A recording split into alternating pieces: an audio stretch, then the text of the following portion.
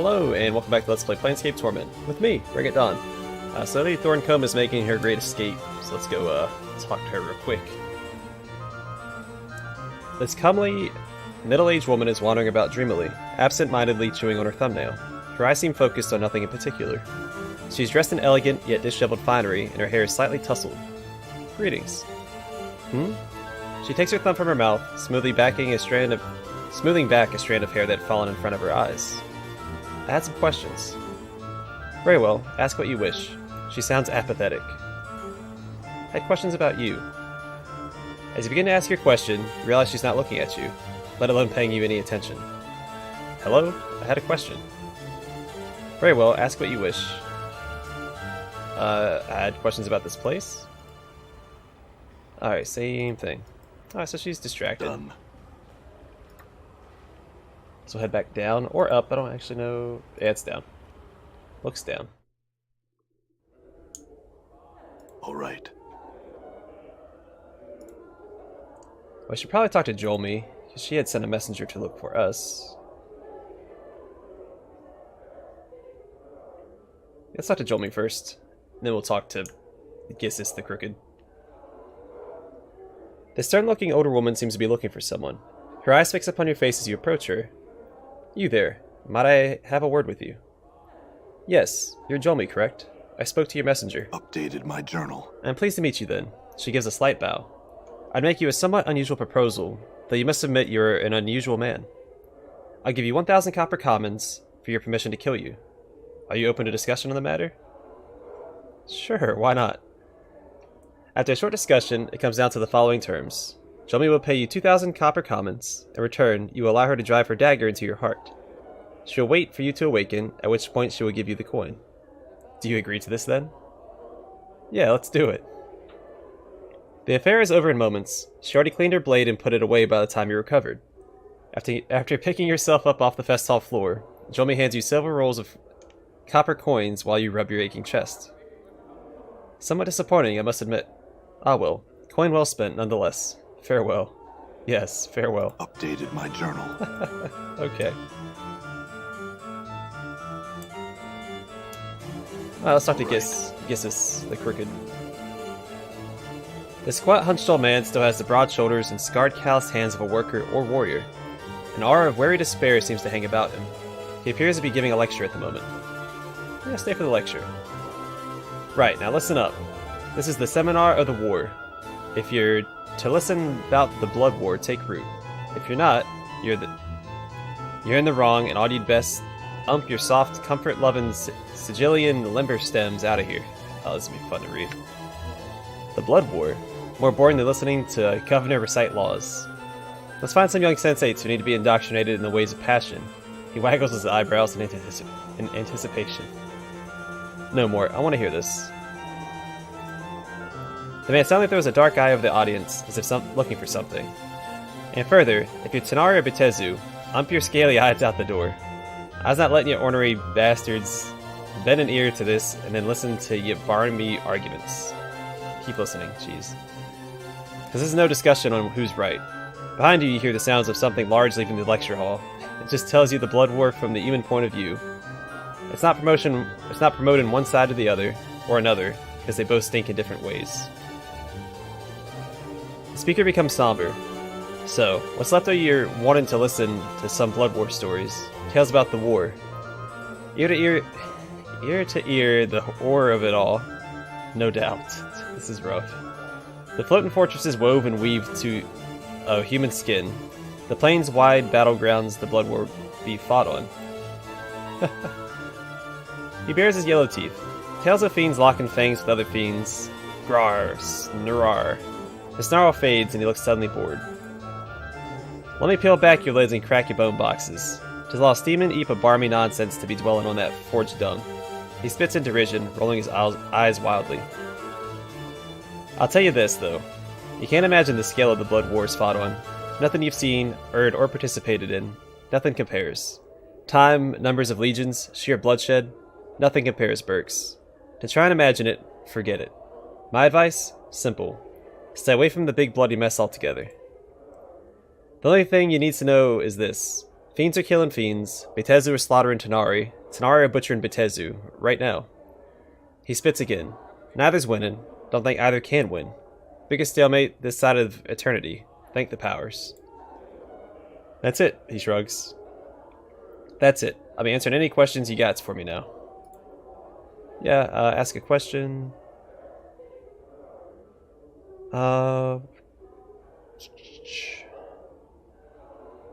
Can you give me a little more on the Blood War itself?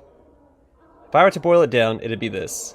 The Blood War has been going on for darn near forever, and will keep going on until darn near forever itself gets penned in the Dead Book. The Tanari, the champions of chaos and evil, are trying to stomp the green-colored dung out of the Bitezu. The champions of law and evil. They butcher each other over how each of them thinks evil should be, if you can believe that. Ha. What do you think would happen if someone stopped the Blood War? You can't make any piking difference in the war. It's too sodden big. You're a stone, a pebble in an ocean that's a pebble in another ocean, which is a pebble in another ocean, and so on and so forth till the stench nose come home. As a pebble, your goal is to be not noticed and sink to the bottom with the rest of the dregs. Go on. If you can make a difference, which you can't, you shouldn't try, because then the planes would tumble on down. The planes would tumble down. Why? He holds up his hands like pillars. The Blood War is like a big bloody support beam popping up the planes. Kick it down, and a lot of the planes come tumbling down with it. A lot of baggage rests on the back of the war. He suddenly brays like a donkey, laughing bitterly. The biggest, nastiest pack animal on the plains. He grins cynically. Besides, as some say, war is great for business. He laughs hollowly, then looks as if he could suddenly cry. Never ye mind that. Another question. Are you alright? You seem pained. The man smiles sadly. Aye. Listen, Cutter. I'm no priest, nor would I want to be one. But hear this. Keep evil out of your heart. Out o' your heart. When you die with evil in your heart, your spirit falls into the lower planes, where you become a petitioner. Any guesses as to what happens then?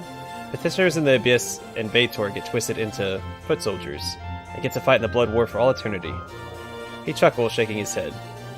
So that's the dark as to why the Bitezu and Tanari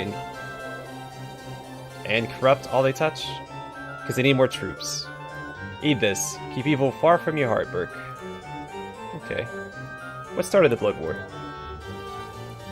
You got a right to be curious what started this big ol' sodden, soupy mess in the first place. What set the fiends to lock in orange with the first place, biting and clawing at each other, until that was the only reason they were alive. Alright, go on. Simple. They met. He sighs.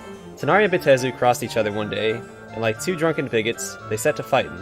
That simple. He frowns. Well, go on. Now pike that. Imagine two drunken priests who believe each knows the only way to live. Now make those priests ripped with scales and fangs and horns and a cruel streak 7 leagues wide, and put them in an itty-bitty sodden cell.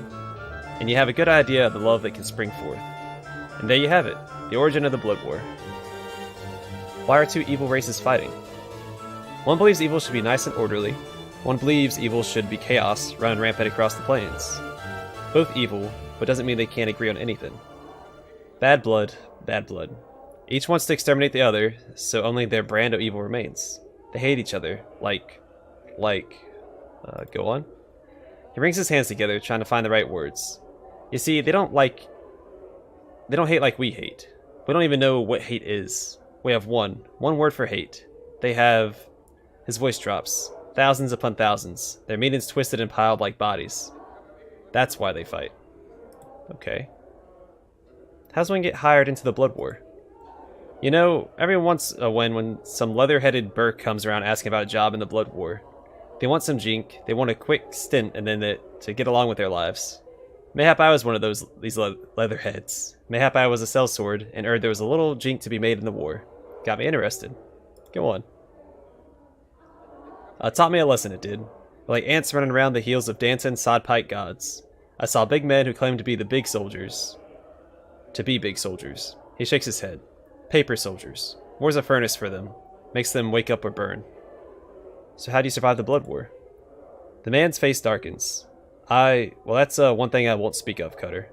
Suffice to say, a man does what he has to escape the war. But a woman named Vrishka told me you had to murder your own men to escape the war. Oh, it's this guy. The man's face becomes red with anger. Watch your mouth, Cutter. That's a lie. Foul, foul lie. Are you barmy jawing with a fiend over the war and believe in, or every word of it? That's what she told me. I didn't say I took it as the truth. I'll tell you what happened, Burke. He sighs and calms down slightly. I was part of the company of the Blazing Effigy. A part of its original number, it was 53 mortal mercenaries. The only 9 of us remained. Camped somewhere in Avernus we were, awaiting reinforcements for the next battle. Well, my tour was nearly done then. In fact, I was to leave after that battle. The trouble was, had I died there, I would have been theirs forever. Too much blackness, too much evil in my heart. I would have ended up a petitioner in Baitor, an eternal soldier in the war. He shudders at the thought. And what happened? Me and 2 other lads fled like dogs. That's what happened. We scurried across the plain for a handful of days before we came to this great pillar of living heads. An awful sight it was. They jabbered and hissed at us, calling for us to come closer. That night I stole away from the others and went to talk with the pillar. And? Ky'Sir shuts his eyes and rubs at his temples. I asked this pillar how I might be freed, how I might escape Baitor, and it told me in exchange for the 2 of my brothers. He is quiet for a moment, biting on his knuckles as if fighting back tears. To me, at the time, 'twas just math. It's just as like you murdered them to me. He nods. Not sure if I'll forgive myself. Now I'm just a soldier who's looking for a place to die. Trying to erase the stain of evil, cleanse my inner Ky'Sir before I die and return to the Blood War. I lecture here to keep people away from it all, to prevent them from ever having to make a choice like that.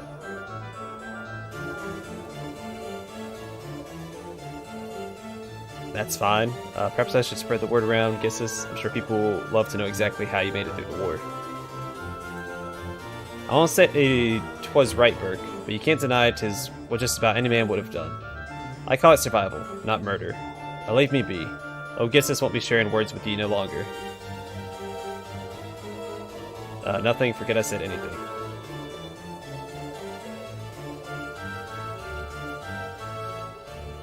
Right, this is the last bit then. Some of you are sensates, so as I got one thing to say to you. Don't sign up to see what the Pike and Blood War is about. Don't be a barmy idiot. Use a sensory stone if you gots to know, but stay the hells away from anything to do with the Blood War for real. Keep listening. 'Tis just not worth it. 'Tis, for a moment, a look of great pain crosses the man's face. It looks as if he's going to weep. Not worth it at all. That's the end of this session, so farewell.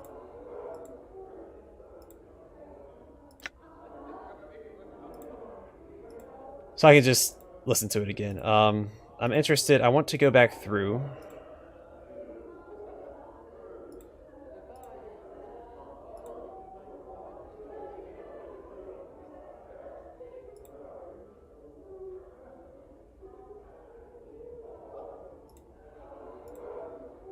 I'm going to click back through this, and it should hopefully give me the other option. I may have messed up. Alright.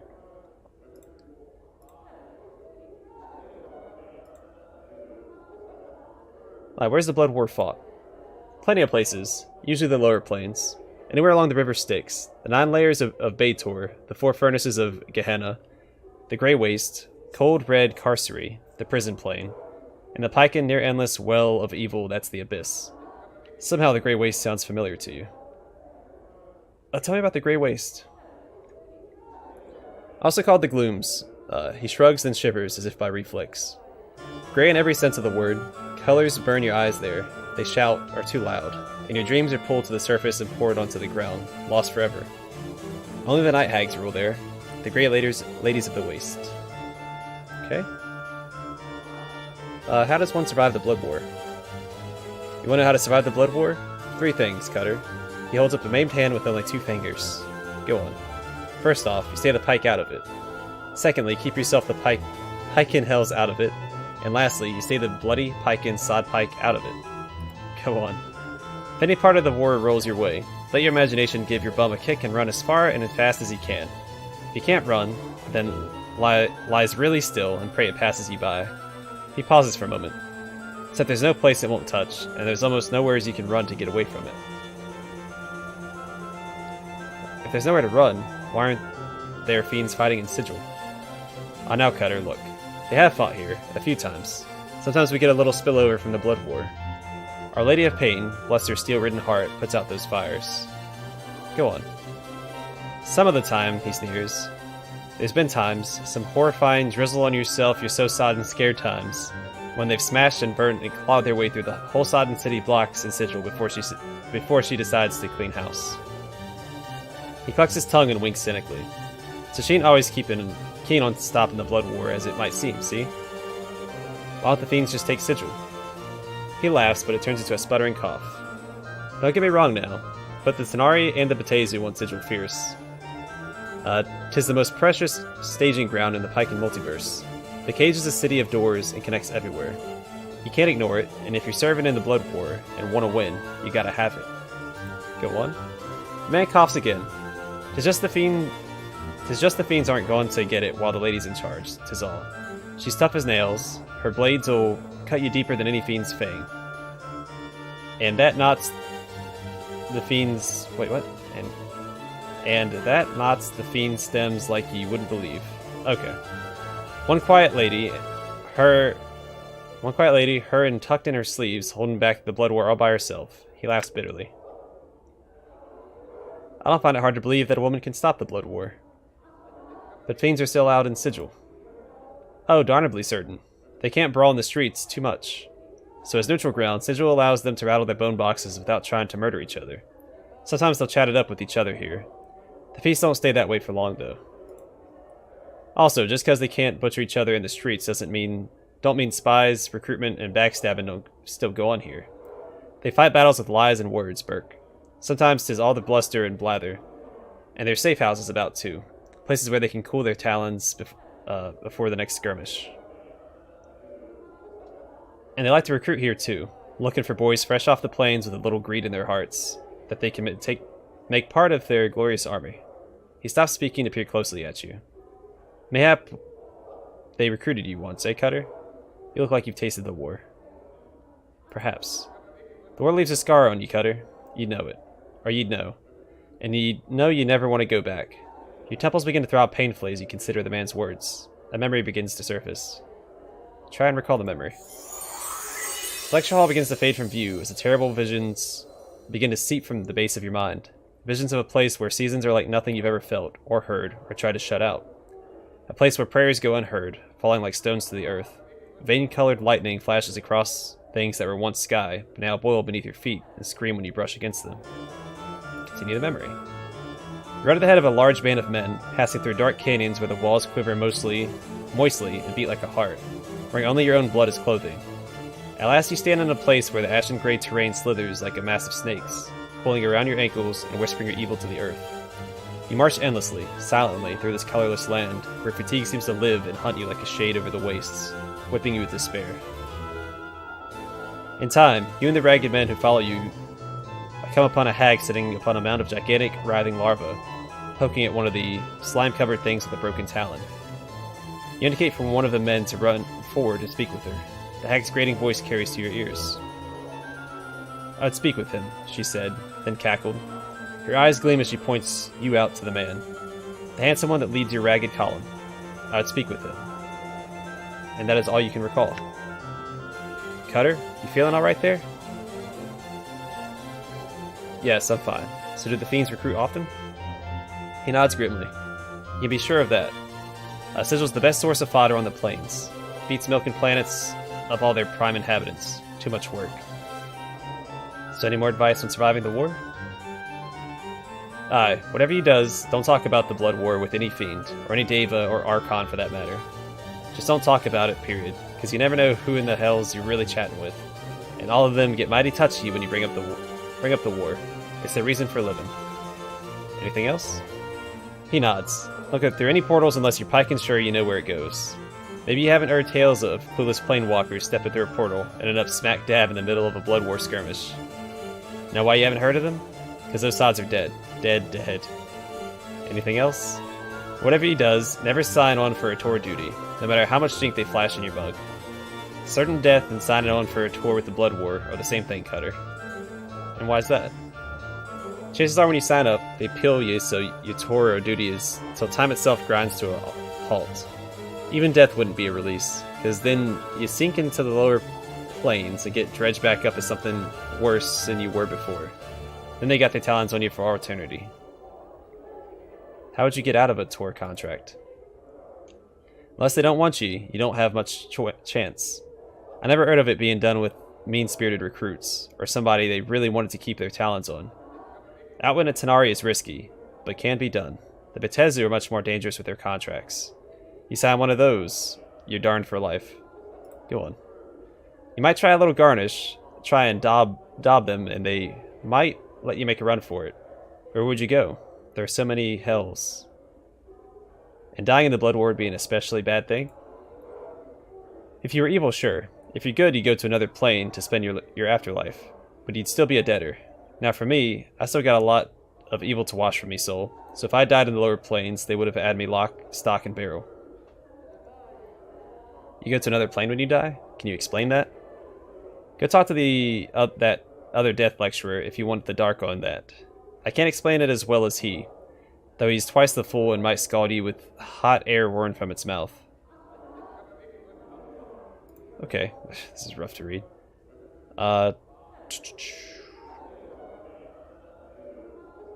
Describe the Tenari. The man nods. Tenari pay better than Betezu, but you need to be 2 or 3 faced and have a bunch of eyes sprinkled all over your body, because you can't ever turn your back on them. They're chaos. The ones with whim and whimsy in their hearts. Trust or uphold their word aren't high on their list. He sniffs then shrugs. They don't care what happens so long as something happens and it's evil. Mostly they attack the Betezu and keep from killing each other. Describe the Betezu. The man nods. They don't usually pay as much as the Tenari, but they don't break the written word. They're smart though. Several hundred-fold smarter, and they be making contracts since time began. They know how to peel someone with words. They do. Sign, and most likely you'll be peeled and hung dry in their legions. They plan like bastards. They put more thought and preparation into a single strategic skirmish than most human armies devote to an entire campaign. He sniffs and scratches at his chin. They usually assemble their forces on Avernus, the first layer of Baator. What's Avernus like? Avernus? The man grimaces as if recalling the place caused physical anguish. It's inhabited by the darned and those that prey on the darned. Red-flecked lands of noxious sands and blistering fires that scream across the landscape. That was my taste of Baator, the lair of Avernus. Terrible place. What sort of forces serve in the Blood War? All sorts, aside from the various mortal berks from across the plains. Abishai and Cornigans, Lemurs and Nuparibo, Succubi, the list goes on and on. Tell me about Abishai.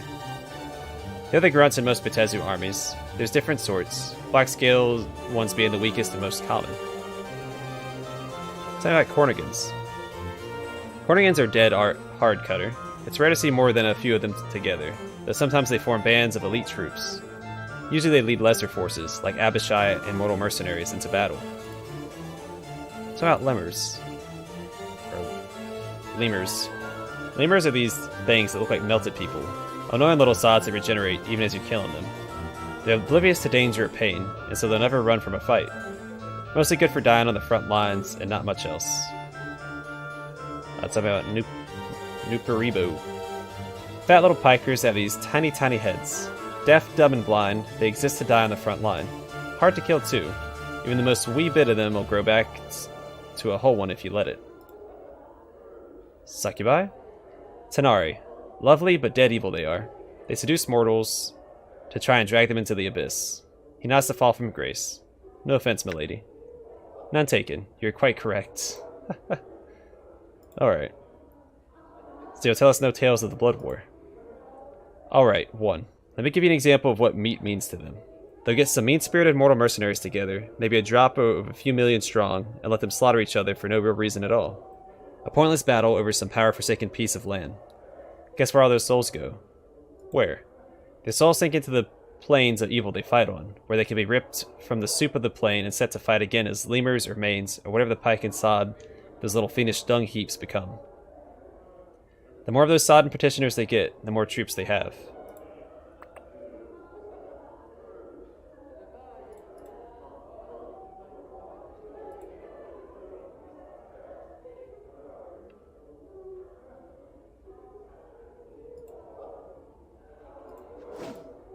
I'm gone. Okay, I guess I'm done with that. We learned a little bit about the Blood War there, in case y'all were curious. So we talked to Jomi. What else do we got? There are other things I could do with him.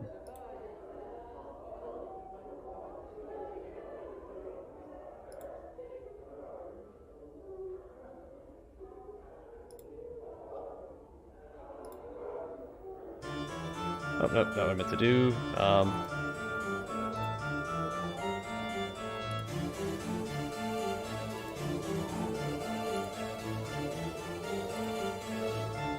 Okay, so just do some exploration. We go to another. Oh, let's talk to Mertwin the Headless. It's clear there's something very wrong with this man. The way he lurches about, bumping into things, staring off blankly into space. As you approach him, you at last realize his plight. He's headless. The thing on his shoulders is merely a skillfully carved wooden prosthesis, a false head. Greetings? The headless body stops fumbling for a moment and pauses. Its hands begin to reach out as if trying to feel exactly where you are.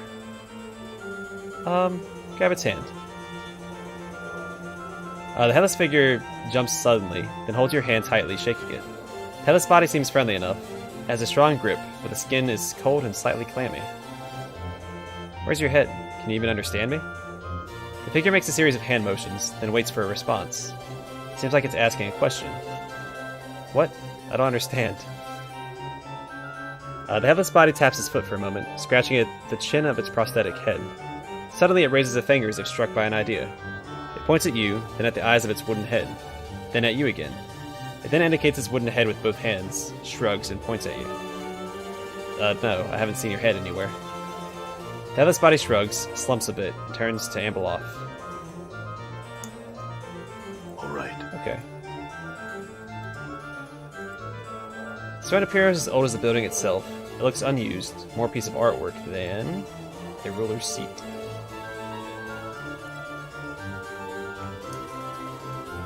Qui-sai. This is a life-size... One moment.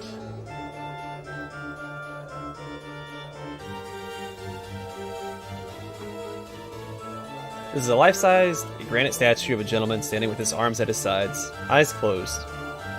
It is of excellent craftsmanship, exquisitely detailed and incredibly lifelike. So much so, in fact, that you find yourself wondering if it's really a statue at all. Greetings? The statue makes no response.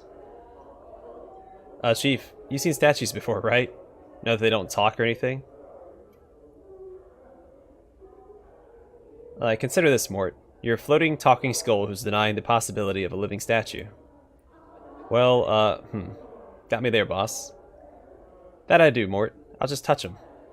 You touch the statue and find that, while the clothes that adorn it are of gray cloth rather than rock, the skin's as cool and hard as granite. Why would someone clothe the statue? Maybe it's a little too anatomically correct, Chief. It was a rhetorical question, Mort. Sure, boss. I knew that. Strike the statue. As you make to strike the statue, its eyes flash open, and it catches your fist in an iron-hard grip. Knowing its cold gray eyes, it speaks with a voice like two boulders grounded together. Why would you strike qui-sai? Serves you right for trying to fool me. Forgive me. I only meant to see if you were truly a statue. He nods slowly, frowning. You are forgiven. However, one feels you are lacking patience. Perhaps I had some questions. The statue remains as silent as ever. Hello? My questions? There's still no response. Wait for a response. There's still no response. You get the sense that qui-sai might be testing your patience. Keep on waiting. A few minutes pass, and qui-sai has still failed to respond. Quietly wait quietly for a few more moments. The statue's eyes open. He gazes at you with cold gray eyes. He speaks ponderously, with a voice like two boulders grounded together. Your patience is noted. Qui-sai would speak with you now. Mort rolls his eyes and makes a gagging noise. Powers no.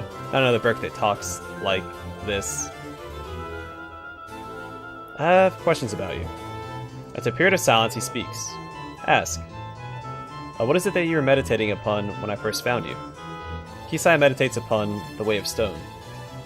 The Way of Stone? Qui-sai nods. A philosophy. a method of combat. With it, qui-sai seeks to achieve invulnerability. Invulnerability? You'd be unbeatable in combat. Yes. Now the way is not yet perfect. Qui-sai will make it so one day. Qui-sai knows this. Can you tell me what you've discovered so far? Qui-sai nods. No one has asked Qui-sai to share his knowledge of the way. Qui-sai shall do this now. He begins to speak at length, slowly and carefully. Listen and learn the way of stone. Updated my journal. Armor class. Ooh. Okay. After hours of listening and many, many questions, you come to understand what little of Qui-sai's way of stone he can teach you. In combat, you'll use it to resist and deflect your enemy's blows, improving your armor class. Who are you? I am called Qui-sai. What are you exactly? One is of the race called Stone Princes. Qui-sai is Genesi of Earth. Genesi? Or Genesi? Genesi? He nods proudly. Qui-sai's father, an elemental creature of Earth, a Dao. Qui-sai's mother, a human woman of noble heritage. Such is what it is to be Genesi of Earth. What do you do here? Qui-sai meditates. Qui-sai also trains others in the arts of combat. Can you train me? He looks you up and down, making a deep rumbling noise. Slowly he holds up his hands and breaks off one of his fingernails with a sharp crack. Qui-sai would see you break this stone.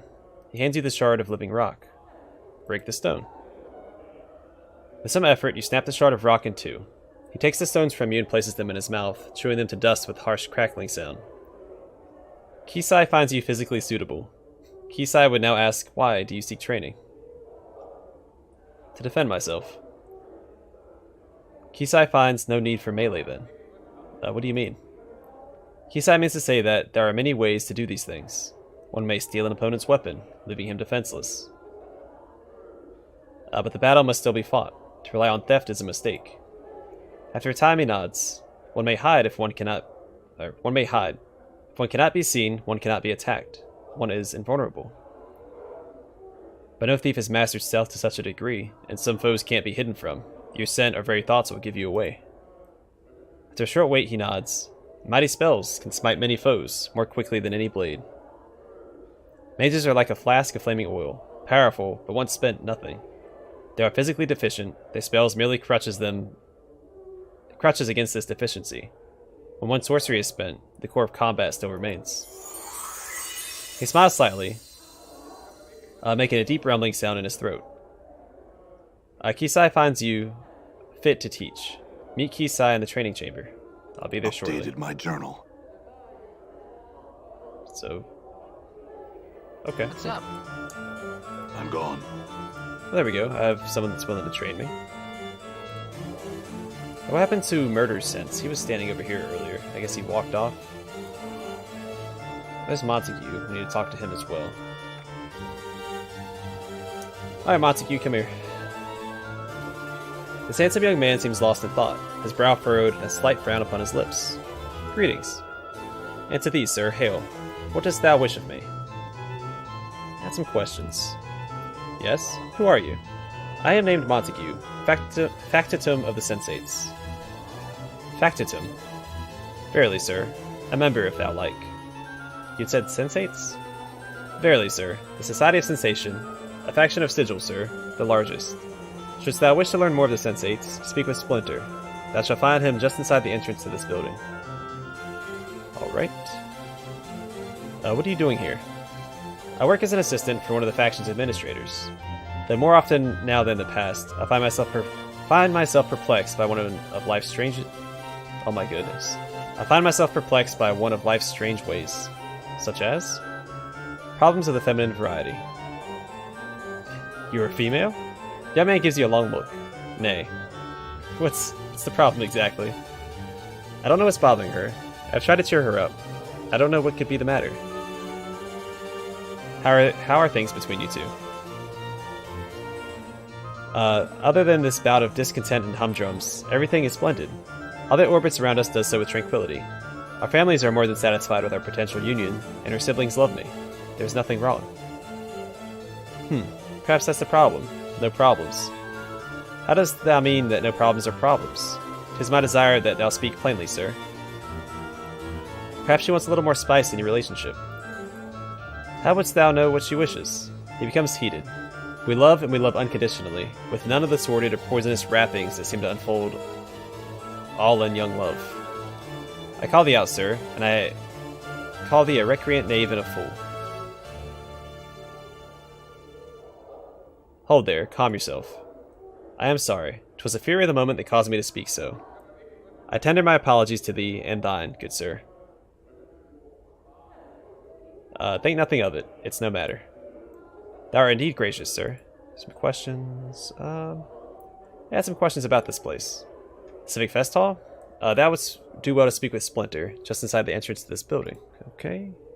What do you know of Ravel Puzzlewell? Legendary night hag, no? Thou should speak to Quell, sir. He is most knowledgeable regarding such things. He's within the Festhall, though where I do not know. I need to speak with you about Juliet. Oh? He gives you a puzzled, slightly suspicious look. I overheard her speaking at the brothel. She's having an affair, you know. Thou speak falsely. I would have thee present me proof before I took thy claim as true. I also found these letters. Here, read them. He takes the letters and reads them over. Alas, 'tis true. She has found another who loves her passionately. Ah, heartache is sensate's fate, I think. I shall move on to another love, and let this other suitor have her, considering the passion of his words. Wait, this was all a ruse. Eh? What is this thou speak of? She's trying to trick you into being more passionate. And why did she not simply say something? This way may have been easier for her. But I had thought we could talk about everything. Perhaps this was something that, by its very nature, cannot be spoken about. What wouldst thou recommend me do, sir? Turnabout is fair play. I say ignore the chit. Act distant and unconcerned. That'll spice things up considerably. Truly? Trust me, kid. Start ignoring her, create some friction, leave him wondering, and they'll be clawing all over to discover what the matter is. Right, Chief? Sure. Yes, she'll think something's wrong, and for once he'll be playing the game rather than being the target. Aye, I like the sound of that very much. Well, good luck. Hope it works out, and farewell. And farewell to thee as well, sir. Now I have some things to attend to. Should we meet again, we might speak more of the matter. Montague burns. Montague bows and turns to go. Man. Done. He is busy and I can't talk to him now.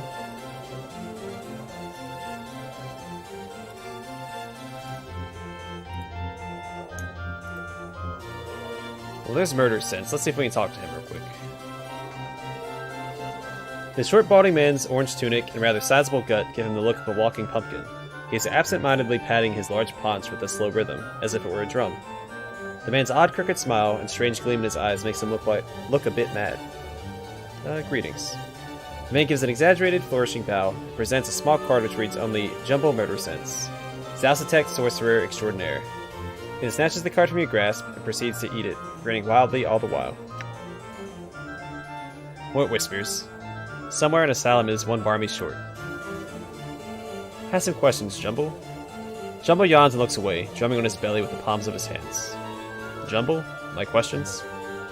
Jumble rolls his eyes. He turns to you, smirks, then bites his thumb.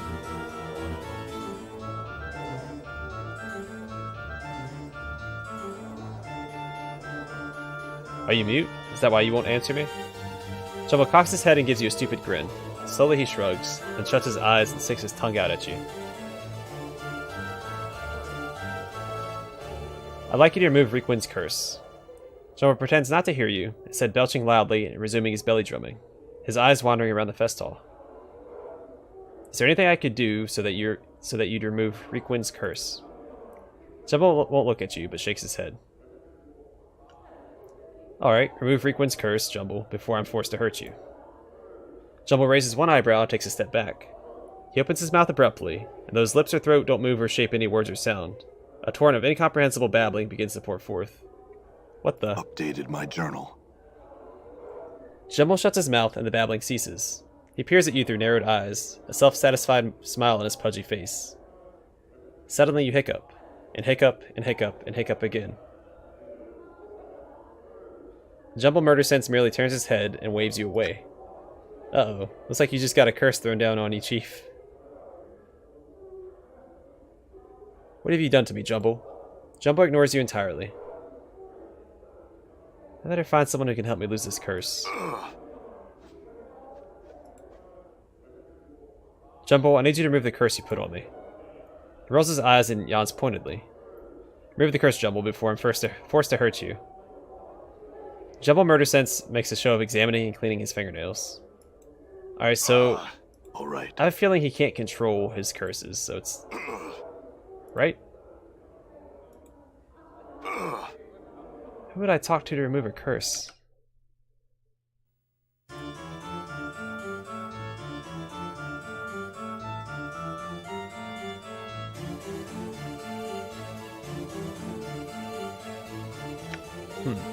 Alright, well, I'm going to call the episode here. We didn't get a lot done because it took a long time to talk to, or listen in on the lecture. But we still have 2 lectures to go. I'm going to save the private sensorium until we explore more of this place. But anyway, thanks for watching, and I hope to see y'all in the next episode.